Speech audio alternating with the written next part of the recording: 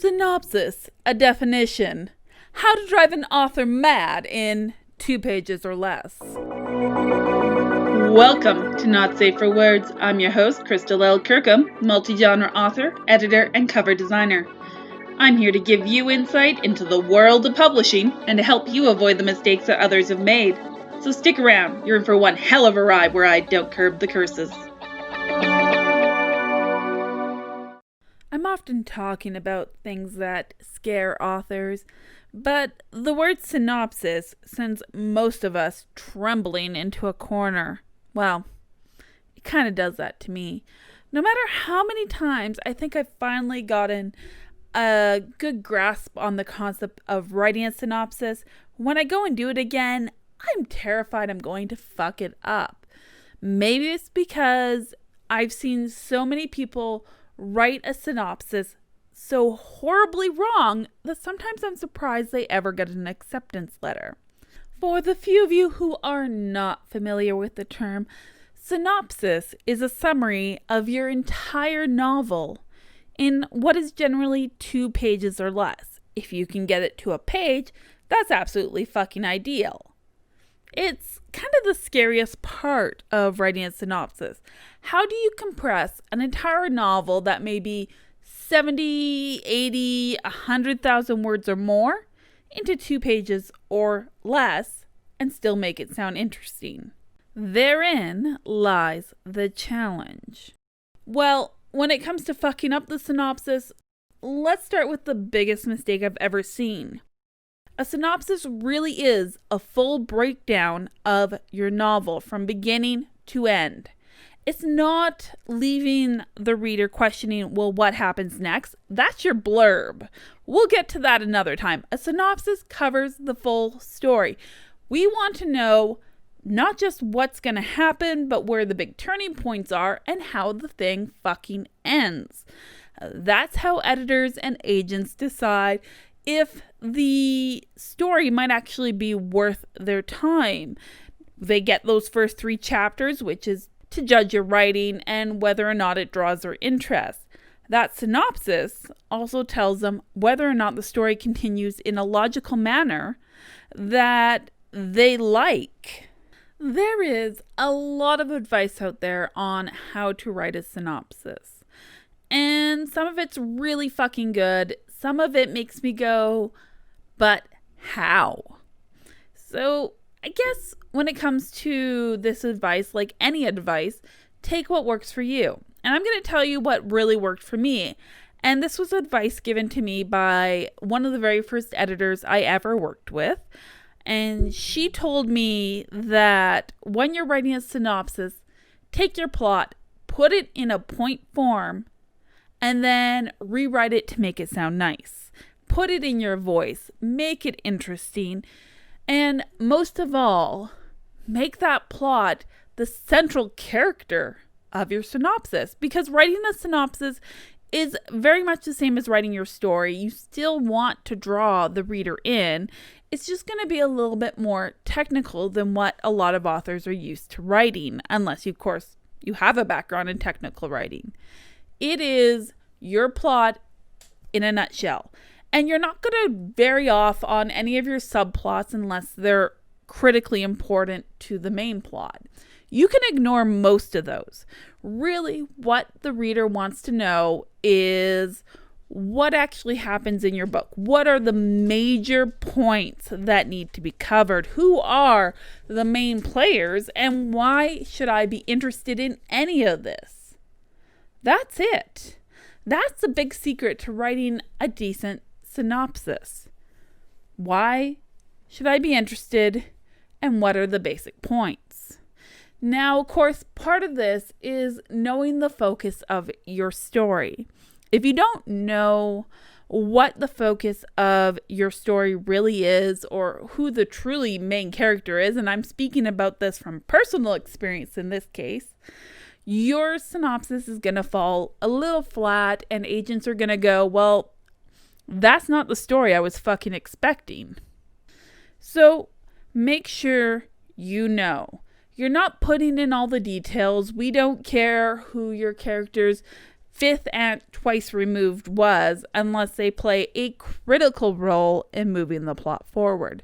You're also going to stick with only the main players. We don't know who the minor players are. We don't care who the minor players are. We want to know main character, main supporting characters, anybody that plays a critical and pivotal role in your story. And I know there's so many more nuances, and that's the hardest part when you're trying to summarize a novel, is trying to separate nuance from actual plot and still have it sound interesting, because sometimes it's those subplots that can really carry a story. Now, I can't repeat this enough. Plot twists. They are a part of your synopsis. They are a major part of your story. They should be in your synopsis. They should not come as a sudden surprise when the agent or editor requests your full manuscript. I shouldn't be reading this and going, well, what the fuck? That wasn't in the synopsis. And one of the reasons for that, of course, is your synopsis needs to make sense. A really popular saying in fiction is, life doesn't make sense, but fiction has to. There's a lot of things that happen in real life that make no fucking logical sense at all. Unfortunately, the same cannot be said of fiction. People want it to make sense. They want to be able to make those connections. And having a plot twist that you leave out of your synopsis really kind of misses the point. There are no questions. There should be no questions about what's going to happen in your story. Yet at the same time, when I go to read it as an editor, I want to be pleasantly surprised by the subplots and the nuance. Yet I don't want to be surprised by what actually majorly happens in that plot. And this is the thing that I find a lot of synopsis advice leaves out. They say, hey, know your major plot points, know your plot twists, know your point of view. That's all great advice. But the biggest thing that I find is authors who aren't experienced in writing synopses tend to forget that they do need to keep those things in. You want to keep it in a point of view that works with your story. You want a similar tone to your actual novel. And you want it to make sense. If you leave things out, it doesn't make sense. Now, one example is a story I absolutely loved. I won't tell you what the story is. I don't know if it's been published yet or not. I fucking loved the story. But the synopsis left me feeling as if the author thought it was an entirely different story than the one I read. What I read was a love tragedy, a wonderful paranormal love tragedy. They made it sound more like this exciting mystery and adventure, and I didn't get that when I read the book. I loved the book. Don't get me wrong, I thought it was brilliantly written, wonderful. And yet at the same time, their synopsis didn't tell me exactly what I was going to be reading. In fact, they actually left a lot out of that synopsis. It sounded more like a blurb to me. So if somebody asks for a synopsis, don't make it a blurb. Make it an actual synopsis, a full-on fucking summary of your novel. I don't know how many times I have to repeat this, but I'm going to repeat it over again because it's so important and it's something I've seen fucked up more times than I can actually count. I've seen more synopses done wrong than I've seen done right. And I don't want you to make that mistake. I want you to come out with your best foot forward. I want you to come out with a synopsis that really accurately portrays your novel. A lot of this is going to come down to knowing genre and knowing your market, which are topics we are going to cover eventually. In the meantime, until you really understand genre and market, if you don't already, then I'm going to advise you to get a beta reader for your synopsis. Believe it or not, that is such a thing that exists. In fact, there are even editors out there who will help you edit your synopsis and help make it sound better. Because you can never go wrong by trying to do your best.